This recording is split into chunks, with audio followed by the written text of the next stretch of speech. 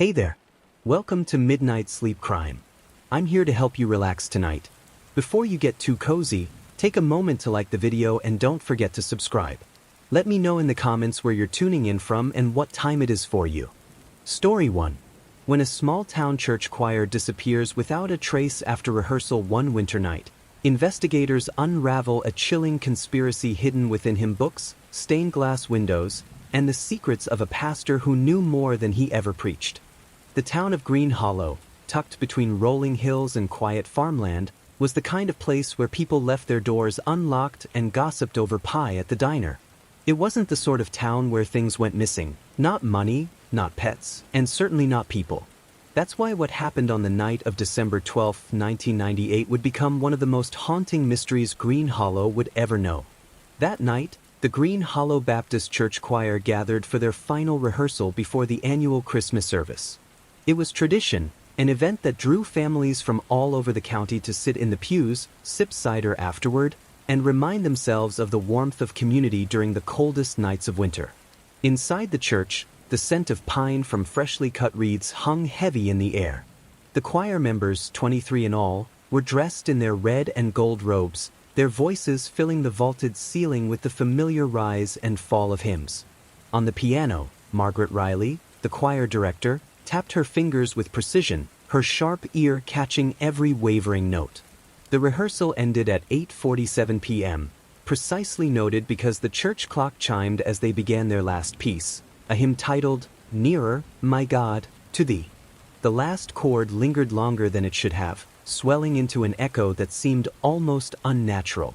No one thought much of it at the time, except for Ethan Pritchard, the youngest tenor in the group.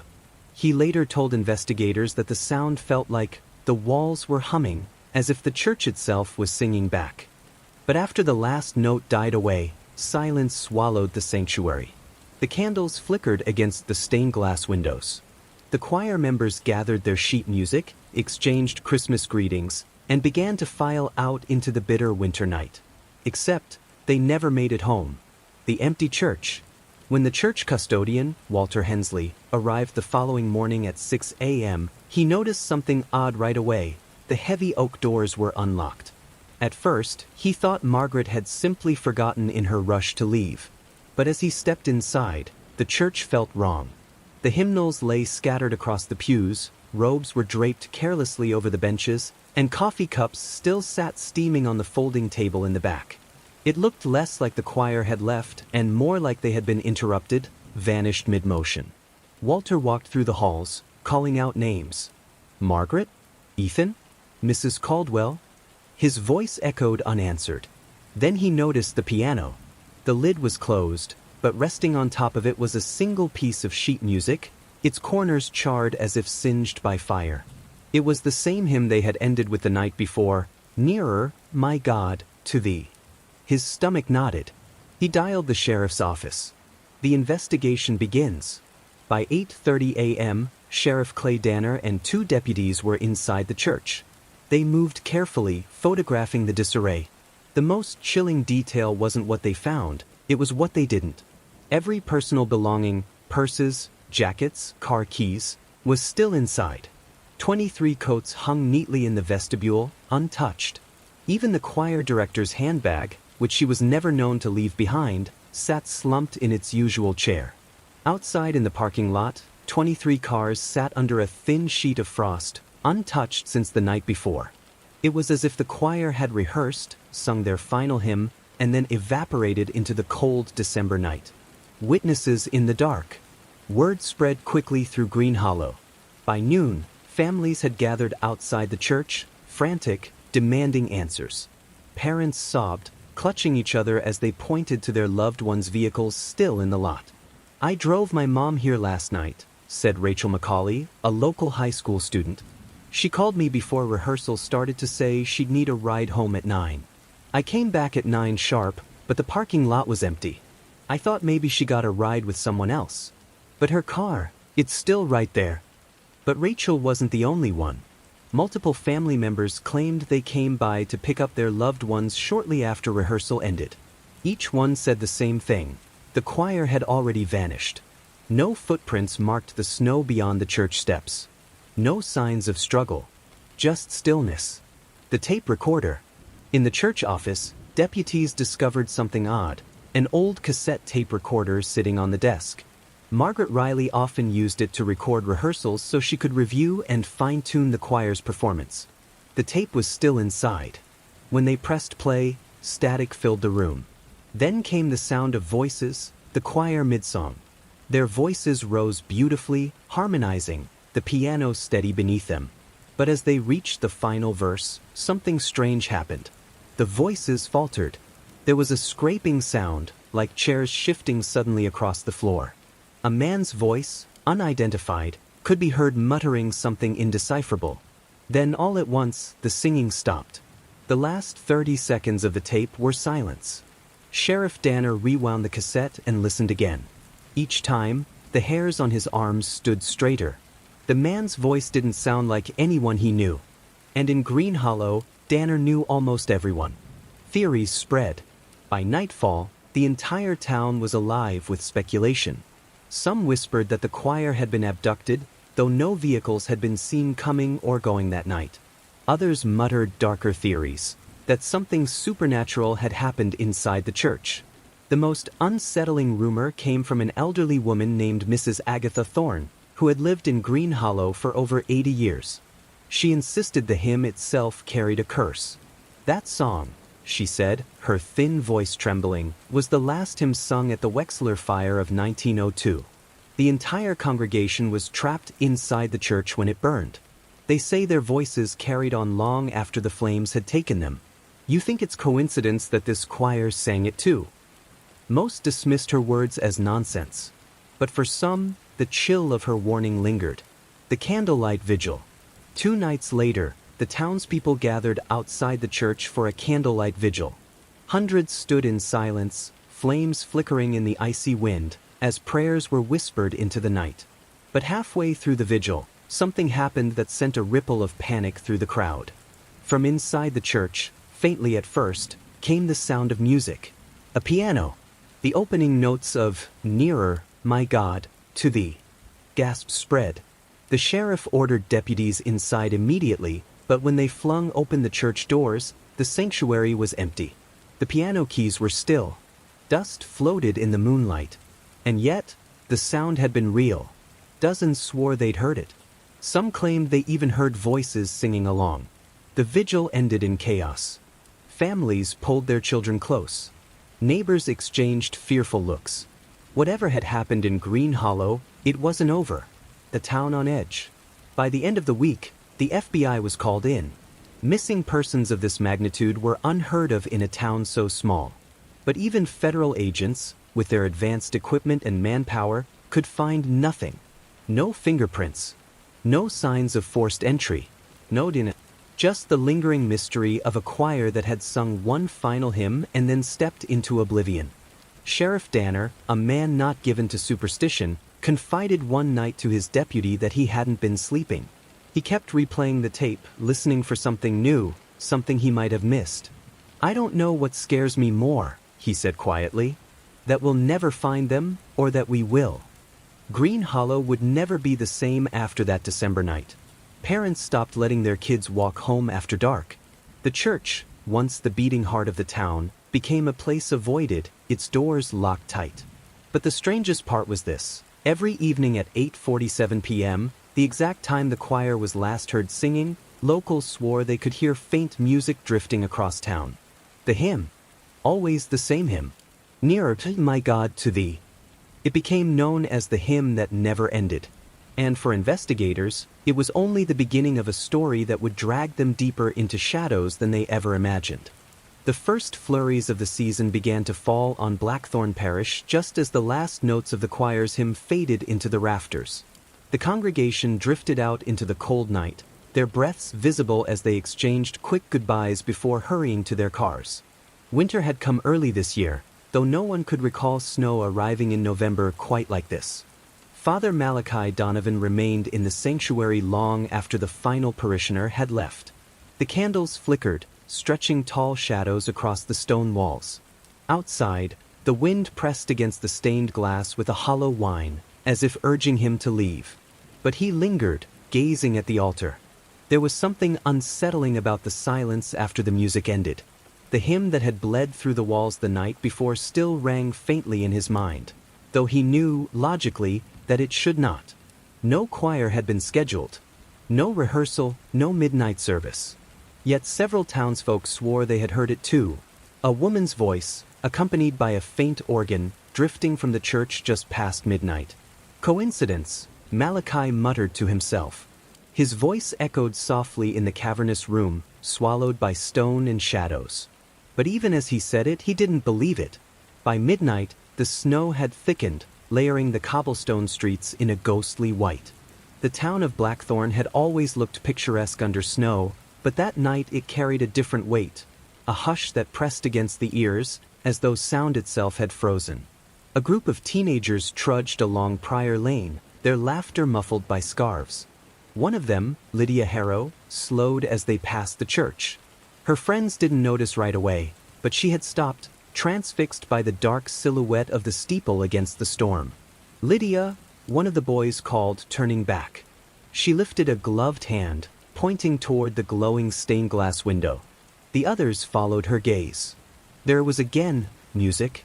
It was faint, but undeniable. A hymn, carried by a voice that didn't belong to anyone they knew. The melody curled into the snowstorm, mournful and sweet, as if beckoning them closer. "Someone's in there," another girl whispered, but the church was supposed to be locked at this hour. The group lingered only a moment longer before nerves got the better of them. With nervous giggles and muttered excuses, they urged Lydia to move along. She obeyed, but as she glanced over her shoulder one last time, she thought she saw movement in the highest stained glass window, a pale face watching her from the choir loft.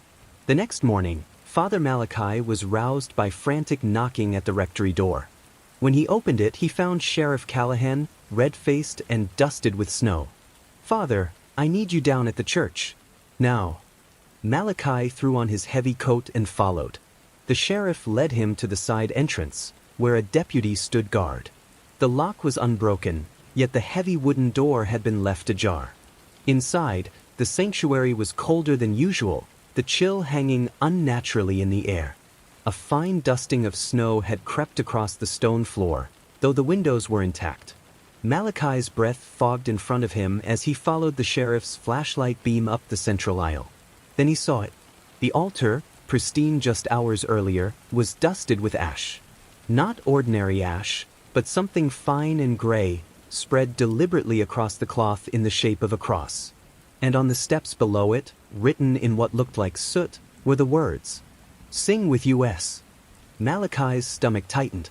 The sheriff removed his hat, scratching nervously at his balding scalp. Kids, most likely. Some pranksters breaking in, trying to spook folks. You know how stories spread in a town like this. But Malachi knew better. He could feel it in the marrow of his bones. This was no prank. By afternoon, whispers ran rampant.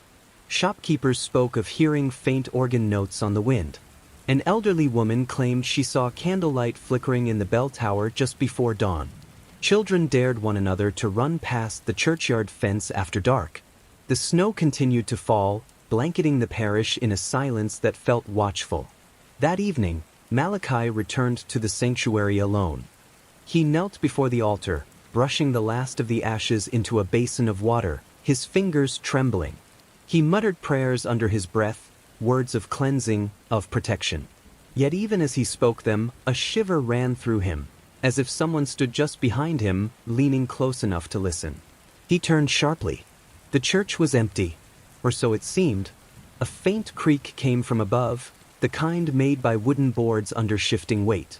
Malachi's eyes darted upward to the choir loft. It lay in shadows, empty pews and forgotten hymnals gathering dust. Still, something in him urged him to climb the narrow staircase. At the top, he found the loft colder than the rest of the church, his breath pluming in clouds. The windows were rimed with frost, and the old organ stood in silence. But on its bench, he found something that made his blood run cold. A hymn book. It was open, not to any ordinary song of worship, but to a hymn he had never seen before. The notes were scrawled in a hand unfamiliar to him, sharp and jagged, the lyrics written in Latin that read, Cantate aeternam in tenebris. Sing forever in the darkness. That night, the hymn returned. Louder this time. Neighbors awoke to the sound of voices rising from the church, dozens of them, male and female, young and old, singing in harmony.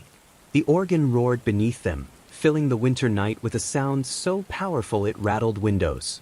Yet when several brave souls gathered enough courage to peer through the doors, they found the sanctuary dark and empty.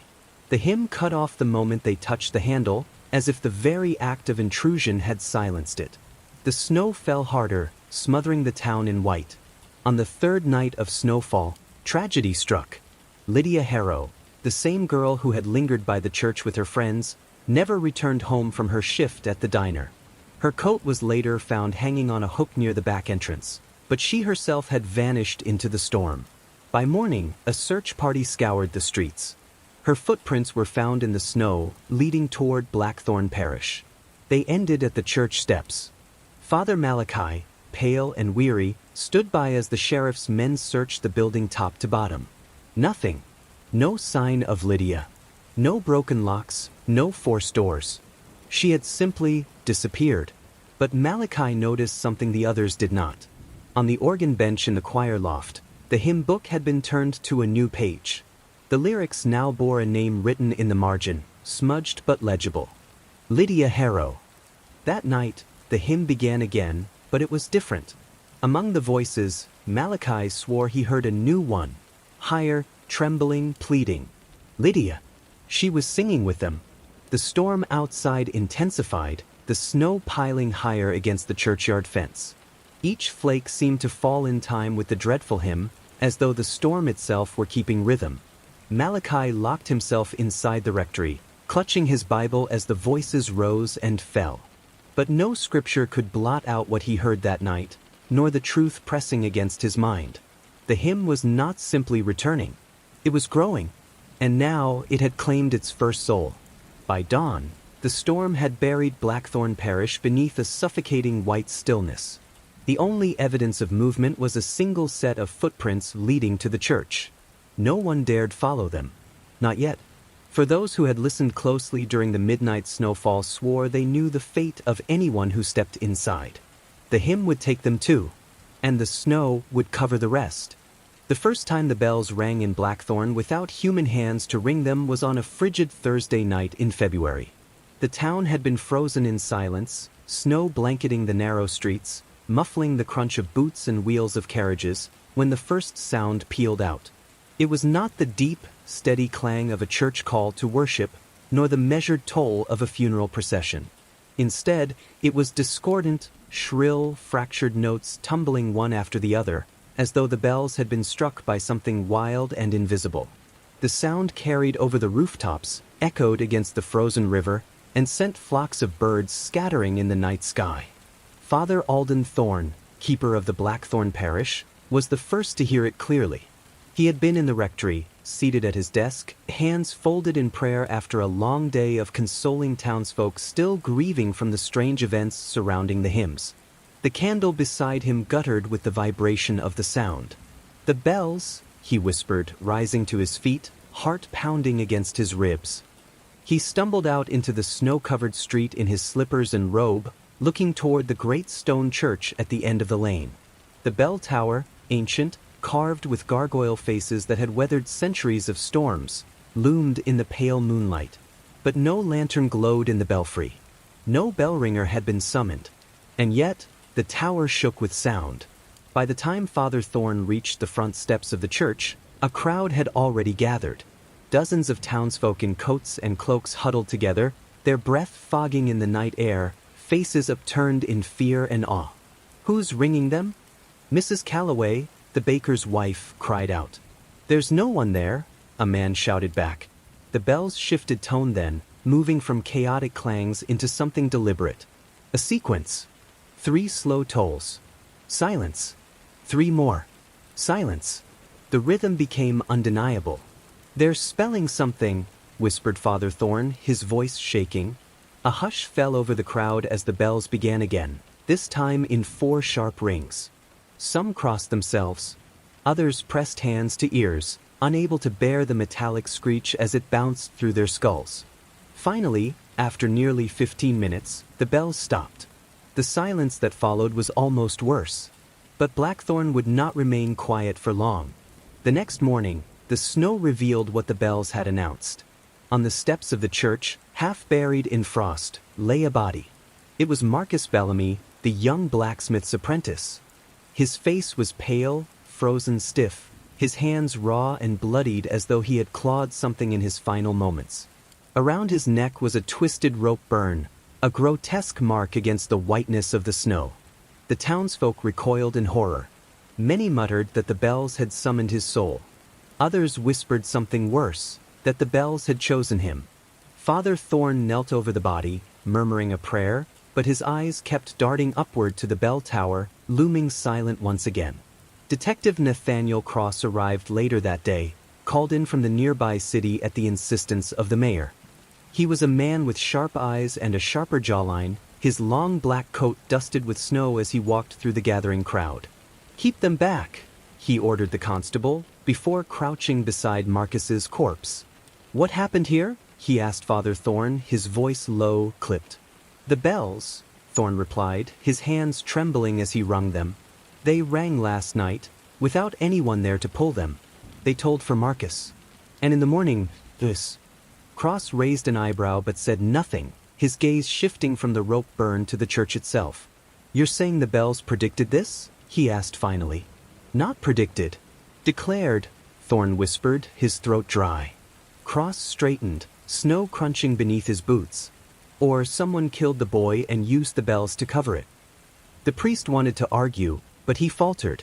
He wanted to cling to faith, to the idea that this was a trick of sound, or the cold, or something earthly. But in the pit of his stomach, he knew. The bells had chosen. By nightfall, Marcus's funeral was already being arranged. In Blackthorn, burials came quickly, for the ground froze hard and digging grew impossible if delayed. But as the mourners gathered again in the church, a new tension spread. Every face turned upward to the bell tower, waiting, dreading. Detective Cross noticed it too. He lingered at the back, watching as Father Thorn delivered the service with shaking hands.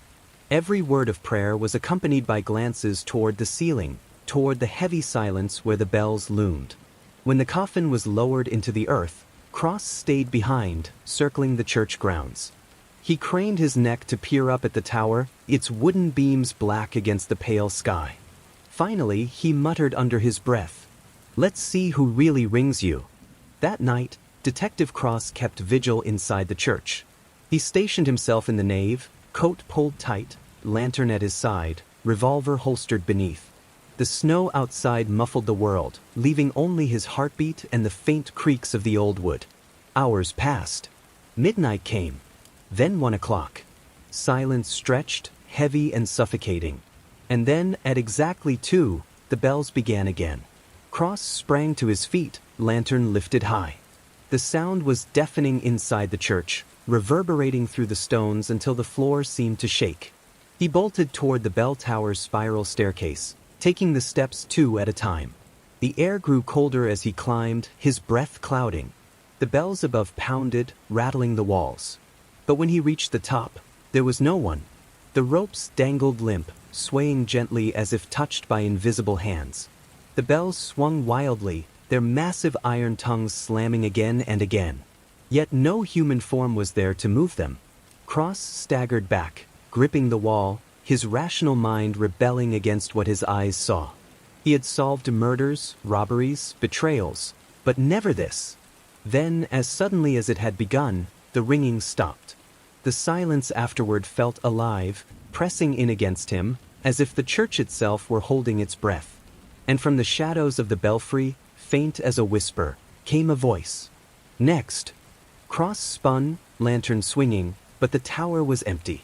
At dawn, Blackthorn woke to another horror. On the frozen riverbank, just beyond town, lay the body of Eleanor Finch, the seamstress's daughter. She had been walking home late from the market, her path clear in the snow until it ended abruptly at the water's edge. Her body was half frozen, her face locked in terror. Around her neck was the same mark. The townsfolk gathered once again at the church steps, their fear now thick and palpable. "The bells are killing us," someone muttered. "They're naming us one by one." Detective Cross stood grimly at the edge of the crowd, jaw clenched, his hand brushing the revolver at his hip, though he knew bullets could not silence iron. Father Thorne stepped forward, voice cracking as he addressed the terrified faces before him. "The bells of Blackthorn have rung for centuries," he said. "But never, never like this. We must pray. We must hold fast. For if they ring again—" He faltered, unable to finish the thought. But he didn't have to. The bells of Blackthorn would finish it for him. Because as the townsfolk stood there in the snow, as the church loomed silent, as Cross narrowed his eyes against the morning light, the bells began again. The storm clouds of Blackthorn never lingered long. They passed as quickly as they came, leaving the old town drenched in a damp chill that seemed to seep into every crevice of the Gothic stonework. The morning after the bells rang on their own, Detective Samuel Rains walked through the parish cemetery, his shoes sinking slightly into the wet soil. He wasn't there for the graves, though there were plenty of them, but for the figure he had been told visited the grounds each dawn. A woman in black, her veil trailing like the shadow of the dead. Locals called her the widow. Nobody could quite say who she had been before she wrapped herself in mourning clothes. Some whispered she was the widow of a priest, others swore she had lost her child in the Great Fire of 1926. A few more grimly muttered she wasn't a widow at all but a punishment, something the churchyard itself spat out for the sins buried in its earth. Rains had grown used to folklore wrapped around cases, but Blackthorn was different. The stories weren't playful superstitions told over drinks. They were warnings, as if each tale carried a sliver of obligation. He needed to see her with his own eyes. At 6:30, the widow appeared. She emerged through the mist like an apparition, tall and deliberate. Her dress was too heavy for the mild air, her veil too long, dragging along the sodden grass like a funeral train. In her hands she clutched a rosary with beads black as coal, though the crucifix was rusted, broken at the edges. Rains kept his distance at first, pretending to read a headstone. The widow knelt before a grave whose lettering had eroded to nothing. Her voice was a low murmur, a chant of Latin phrases, each syllable rolling out as if rehearsed for centuries. Rains scribbled a few words he recognized in his notebook: Libera nosum malo, requiem aeternam, non avertas faciam tuum. Deliver us from evil. Eternal rest. Do not turn away your face. It wasn't grief, it was invocation. He cleared his throat and stepped forward. "Ma'am." The widow did not flinch. "I'm Detective Rains," he said. "I was told you come here often." Her head tilted, veil shifting slightly, but her face remained hidden. The only visible feature was her hand, pale and trembling as it clutched the beads tighter. "Detective," she said, her voice low, breathy, neither young nor old. "The bells told you to come, didn't they?" Rains paused. "The bells ring on their own, you mean?" "They've been ringing since before your city had police. Every time they do, another shadow joins the flock." She rose slowly, veil brushing against the grave, and pointed toward the old chapel. "Do you hear them now?" Rains listened. The town was silent except for the faint drip of water from the trees. "No bells." "I don't." "You will." Her hand lowered, and for the first time she looked directly at him, or seemed to. The veil obscured her face completely, yet Rains felt the heavy pressure of eyes. Something in his gut shifted. "You lost someone," she whispered. His chest tightened. "Excuse me? You carry their ghost in your pocket. You haven't let them go." Rains bristled, remembering the folded photograph tucked in his wallet. His younger sister, Rebecca. Her death had been 20 years ago, but he had never spoken of her in Blackthorn, not once. "How do you?" But she was already walking away, slow, steady steps toward the iron gates. The black fabric trailed behind her like smoke dissolving in the fog. That evening, back in his rented room at the Blackthorn Inn, Rains spread out his notes. The widow's words unsettled him. He told himself she was a keen observer, someone who made vague guesses until they hit their mark. But that explanation sat poorly. She had said it with such certainty, as though she had looked inside him.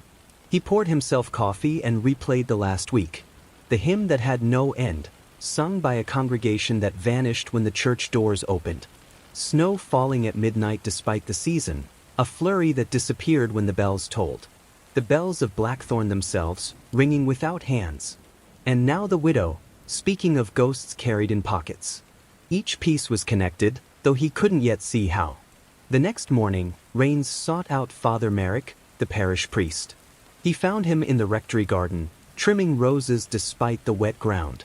Merrick was stout, red-faced, the kind of man who laughed too loudly but whose eyes carried weight when they fell silent.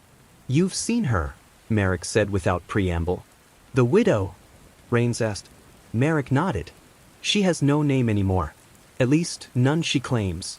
When she first came here, must be 30 years back now, she went by Lillian. Said she lost her husband in the fire, though records don't list her among the survivors. No birth certificate, no marriage license. Nothing. She simply appeared. Has she ever been violent? No. But people avoid her. Children grow sick if they touch her veil, or so they say. Some swear the rosary she carries isn't a blessing, but a curse." Rains raised a brow. "You believe that?" Merrick's shears stopped midair. He hesitated. "I don't know what I believe, but I know this. Every time the bells ring without hands, she is near. And every time she appears, someone is laid in the ground within a fortnight." Rains leaned forward. "You mean she predicts death? Or delivers it?" The air between them chilled despite the sun. That night, unable to sleep, Rains walked the town.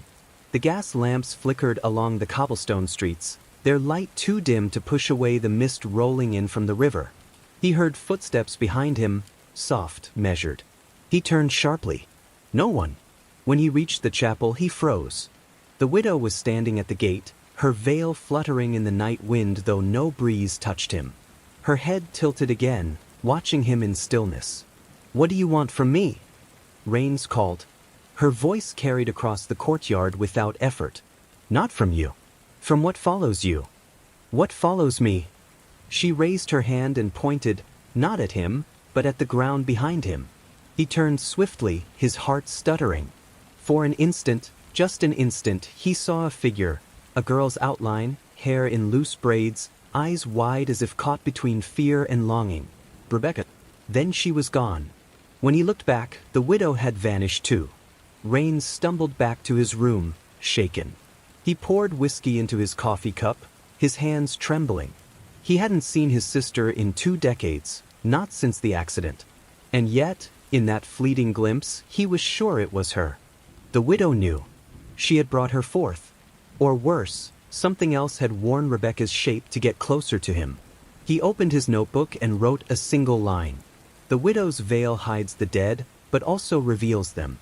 The next day, he confronted Merrick again. "You didn't tell me she can summon the dead," Rains accused. Merrick's face went pale. "Summon? She showed me my sister." The priest crossed himself quickly. "Detective, you mustn't speak of such things so lightly." "I'm not speaking lightly. What is she? A fraud? A witch?" Merrick's voice dropped. "There are stories that she bargains, that her veil is made from the funeral shroud of her husband, and that it allows her to see the souls still wandering. But it comes with a price. Every soul she reveals, another is bound to the town. They never leave." Rains felt his throat go dry. "Bound? You mean trapped?" "Yes. And that is why the bells toll. To warn us that another has joined." That evening, a storm rose again over Blackthorn. The bells tolled, long, heavy strikes that rattled the window panes of every home. Rains ran to the chapel, rain soaking him to the bone. The widow stood beneath the belfry, her veil plastered against her face by the storm. The bells swung violently above though no rope pulled them. "Why me?" Rains demanded. "Why show me my sister?" Her head turned slowly. "Because you carry her. Because you have not let go. I didn't come here for this. I came to investigate, not—" She raised her hand. The bells fell silent. "You came because you were called. Blackthorn doesn't let strangers leave empty." The wind roared through the trees, and lightning illuminated the graveyard around them. For the briefest instant, Rains saw dozens of pale figures standing among the stones, men, women, children, their faces blurred, their mouths open as if in silent song. When the thunder rolled, they were gone. The widow lowered her hand. "Soon, detective. You'll understand the cost." And with that, she vanished into the storm. Rains staggered back into the inn, soaked and trembling. His mind raced, notebook pages wet and smeared. Every step of this case pulled him further away from rational explanation and deeper into something else, something Blackthorn had always carried in its marrow. He collapsed into the chair, staring at the rain streaking the glass, and whispered to himself, "The widow's veil doesn't hide her face. It hides the truth we're not ready to see."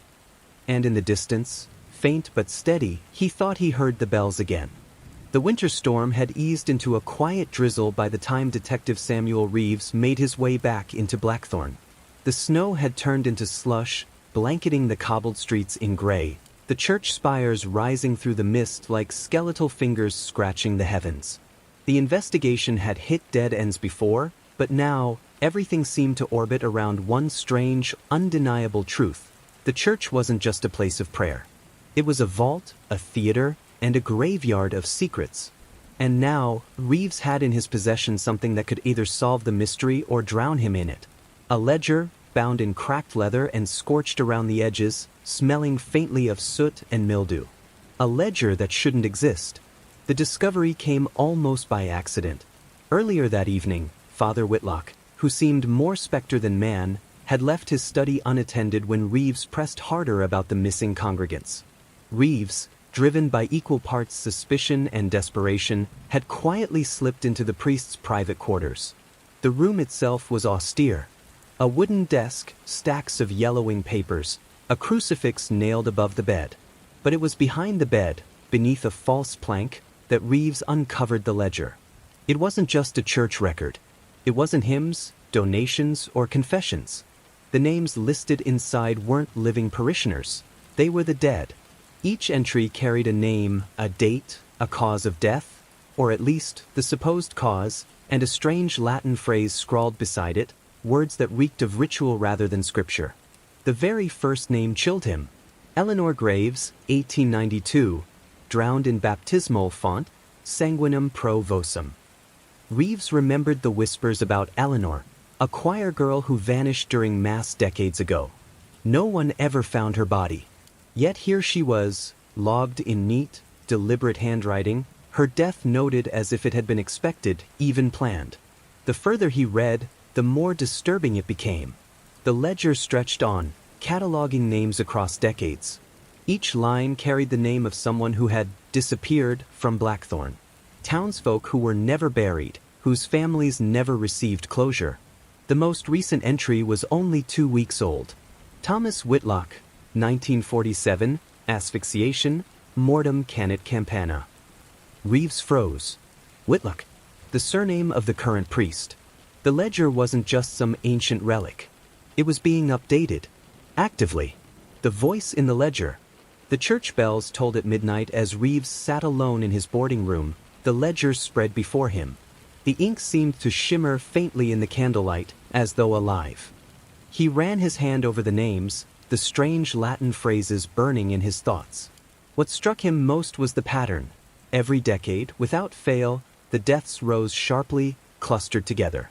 Choir members, ushers, altar boys, widows, and drifters. And always marked with a Latin epitaph. As he traced the entries, something stirred. A faint whisper. At first, he thought it was the wind moaning through the drafty windows. But then the whisper grew into words, layered voices overlapping. Read us, remember us, ring for us. Reeves's hand stiffened. His instinct was to shut the ledger and hurl it into the fire. Yet his curiosity, borderline obsession, forced him to lean closer. The ink of the final page bled outward, forming a shape. It wasn't words this time. It was a sketch. The outline of the church's bell tower. And beneath it the initials, SR. His initials. An old survivor speaks. By dawn, Reeves knew he couldn't face this alone.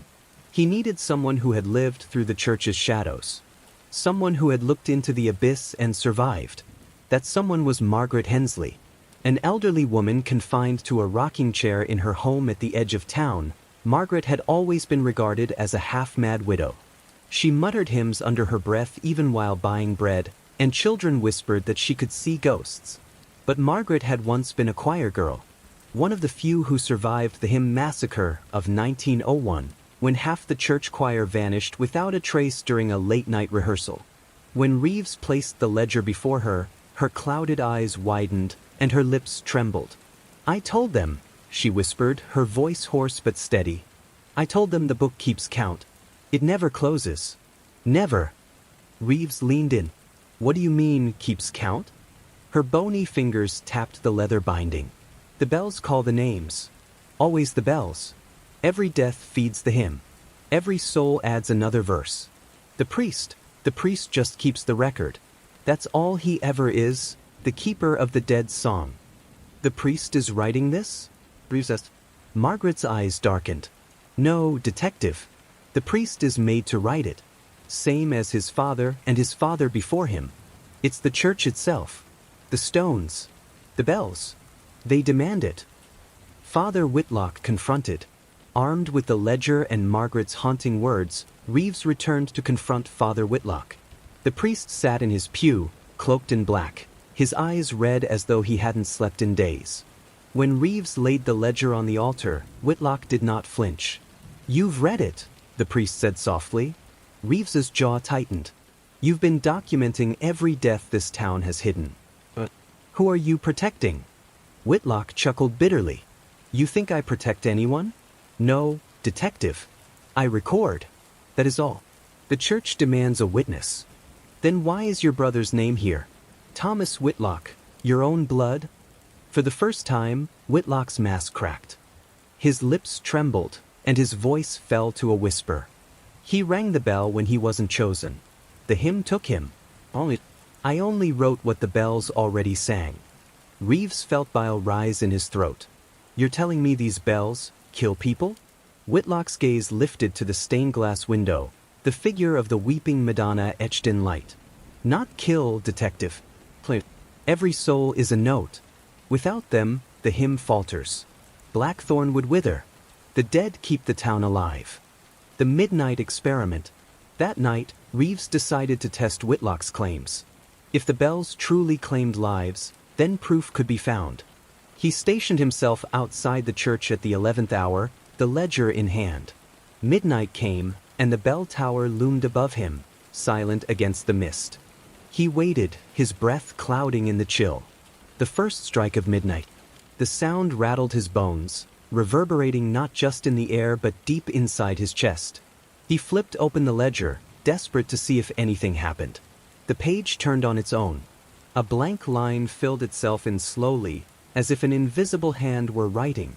"Unnamed drifter, 1947, exposure, Contus Perpetuus." Reeves's blood froze. He sprinted into the alley behind the church, where vagrants sometimes slept. There, beneath a collapsed heap of snow and slush, he found him, a homeless man, body still warm, eyes wide open. The ledger had written it before he even knew. The bells hadn't just predicted the death. They had orchestrated it. A deadly realization. By dawn, Reeves sat at his desk, every nerve in his body frayed. The ledger was no longer evidence. It was a weapon. A living, breathing testament of the dead. He realized something horrifying. The ledger wasn't merely cataloging names. It was counting down. Each decade's cycle was increasing, the number of names swelling with each passing year. And the last page, where his initials were etched beneath the bell tower, meant only one thing. He wasn't the investigator anymore. He was scheduled to be the next verse in the hymn. And the bells were already waiting.